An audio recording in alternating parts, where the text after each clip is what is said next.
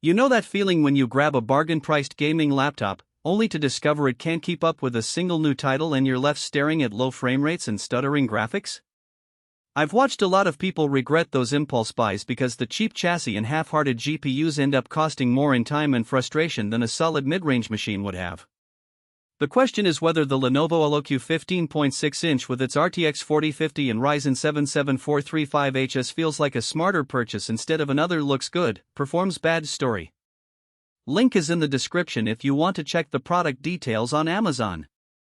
When I first saw the LOQ, the headline numbers 144Hz display, RTX 4050, 16GB RAM made it look like a typical budgetish gaming notebook that could still handle modern titles. What made me pause, though, was the mix of a fairly new AMD 7 series mobile processor paired with NVIDIA's entry-level RTX 4050. In the past, mixing a non-Intel CPU with a mid-tier GPU sometimes meant bottlenecks in certain games, especially those that lean heavily on single-core performance. I dug into forums, looked at benchmark threads, and read a handful of user comments about how the 7435HS behaves in real-world gaming sessions. The consensus was that the chip holds its own for most titles, but you do see a dip in ultra-high shooters when you crank settings to max. So who actually benefits from this particular blend?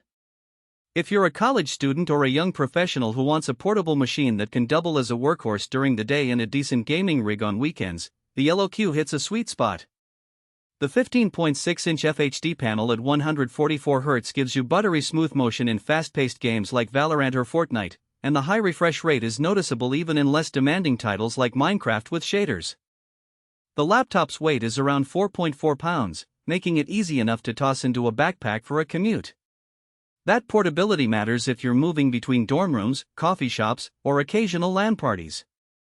On the other hand, if you're a hardcore esports competitor chasing the highest possible frame rates, or a creator who needs a laptop that can handle 4K video editing alongside ultra-high settings in AAA games, you'll probably want to look elsewhere. The RTX 4050 is a capable card for 1080p gaming, but it won't push 1440p or 4K at high settings without sacrificing smoothness.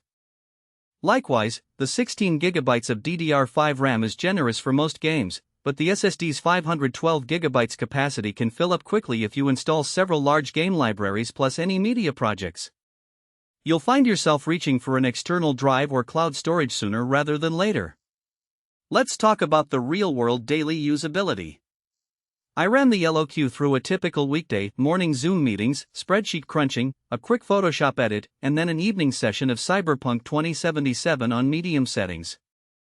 The laptop stayed responsive throughout, and the fan profile was surprisingly restrained during the office tasks. When the game kicked in, the fan spun up, but the acoustic noise stayed under 45 dB, which is tolerable on a small desk. The keyboard has a decent travel distance, and the perky RGB lighting is subtle, more functional than flashy. I appreciated that the numeric keypad is present, a small convenience for anyone who still uses spreadsheets. One hidden trade-off is the chassis material. Lenovo opted for a matte-finished plastic that feels solid enough but doesn't have the premium metal vibe you see on higher-priced gaming laptops. The downside is that under heavy loads the palm rest can get a bit warm, though the temperature never crossed the threshold where it became uncomfortable. The heat management is largely a result of the dual-fan design paired with a fairly thin exhaust vent. In extended gaming marathons, say, a 6-hour session of Elden Ring, the GPU will throttle after about an hour to keep temperatures in check. That means you'll see a modest dip of 5 to 10 frames per second in the later stages, which is something to keep in mind if you plan marathon sessions. Battery life is another practical aspect.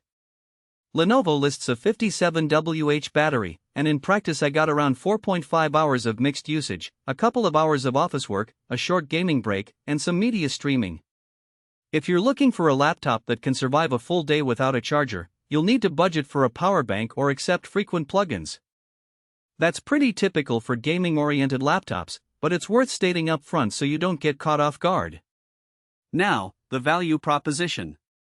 The LOQ's price point lands it in the $1, $300, $400 range, which is competitive when you compare it to similarly spec'd models from other brands that often sit a few $100s higher. What you're really paying for is a balanced package, a modern Zen 3-based CPU that offers good multi-core efficiency, a GPU that can comfortably handle most current titles at 1080p, and a display that actually shows the benefit of a high refresh rate. If you strip away the flashier marketing language, the laptop delivers what it promises without hidden gimmicks. A practical weakness that shows up for some buyers is the lack